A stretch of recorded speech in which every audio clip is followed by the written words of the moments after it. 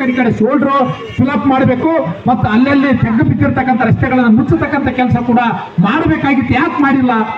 ಸುಮಾರು 5-6 ವರ್ಷ ಆಯ್ತು ಈ ರೋಡ್ ಹಾಗೇ ಇದೆ. ಟೆಂಡರ್ ಯಾಕೆ ಮಾಡ್ತಾ ಇಲ್ಲ ನೀವು? ಇದಕ್ಕೆ ಯಾರ ಕಾರಣ? ಏನು ಅಧಿಕಾರಿಗಳಿಲ್ಲ? ಏನು ಬೇರೆ ಸರ್ಕಾರಕ್ಕೆ ನೀವು ಮಾಹಿತಿ ಕೊಟ್ಟಿಲ್ವಾ? ಇದೆಲ್ಲ ತಾವು ಸ್ಪಷ್ಟವಾಗಿರ್ತಕ್ಕಂಥ ನಮಗೆ ಹೇಳ್ಬೇಕಾಗಿರ್ತಕ್ಕಂಥದ್ದು ನಾನು ವಿನಂತಿ ಮಾಡ್ತಾ ಇದ್ದೀನಿ. ಇವತ್ತು ಬಂದಿರತಕ್ಕಂಥ ಎಕ್ಸಿಕ್ಯೂಟಿವ್ ಇಂಜಿನಿಯರ್ ಇದು 150 ರಾಷ್ಟ್ರೀಯ ಹೆದ್ದಾರಿ ಅಧಿಕಾರಿಗಳು ಬಂದಿದ್ದಾರೆ. ನಮಗೆ ಸ್ಪಷ್ಟೀಕರಣ ಕೊಡಬೇಕು. ಯಾಕೆ ರಿಪೇರಿ ಮಾಡಿಲ್ಲ? ಶೋಲ್ಡರ್ ಯಾಕೆ ಮಾಡಿಲ್ಲ? ಶೋಲ್ಡರ್ ಮಾಡಬಹುದಾಗಿತ್ತು ಆ ಕಡೆ ಈ ಕಡೆ, ಅದು ಯಾಕೆ ಮಾಡಿಲ್ಲ? ಇದು ಕೇಳಬೇಕು, ಅದು ಹೇಳ್ಬೇಕು ಯಾಕೆ ಮಾಡಿಲ್ಲ. ಮತ್ತೆ ಈ ರಸ್ತೆ ಚಾಮರಾಜನಗರ ಟು ದೇವರಿಗೆ ರಸ್ತೆ ಇದೆಯಲ್ಲ, ಇದು ಯಾವಾಗ ಆಗ್ತದೆ ರಸ್ತೆ? ಇದು ಬಜೆಟ್ ಬಿಡುಗಡೆ ಆಗಿದೆಯಾ? ಇಲ್ಲ. ಇದೆಲ್ಲ ಸ್ಪಷ್ಟೀಕರಣ ಅಧಿಕಾರಿಗಳು ಕೊಡ್ಬೇಕಂತ ಈ ಸಂದರ್ಭ ಹೇಳ್ತಾ, ನಾವು ಇಲ್ಲಿಯವರೆಗೆ ನಾವು ಬಹಳಷ್ಟು ಜನರಿಗೆ ತೊಂದರೆ ಕೊಟ್ಟಿರ್ಬೋದು.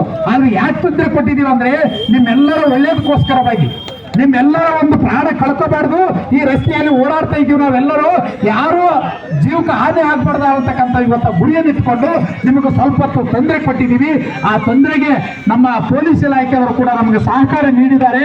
ನಾವು ಅವರಿಗೆ ಆಭಾರಿಯಾಗಿದ್ದೇವೆ ಅಂತ ಹೇಳ್ತಾ, ಈ ರಸ್ತೆಗೆ ಸಂಬಂಧಪಟ್ಟಿರ್ತಕ್ಕಂಥ ಸಂಪೂರ್ಣ ಮಾಹಿತಿಯನ್ನು ಮಾನ್ಯ ಎಕ್ಸಿಕ್ಯೂಟಿವ್ ಇಂಜಿನಿಯರ್ ಮತ್ತು ಇಲ್ಲಿರ್ತಕ್ಕಂಥ ಎಇ ಅವರು ಈ ರಸ್ತೆ ಬಗ್ಗೆ ಹೇಳ್ಬೇಕಂತ ನಾನು ಈ ಸಂದರ್ಭದಲ್ಲಿ ಆಗ್ರಹ ಮಾಡ್ತಾ ಇದ್ದೀನಿ.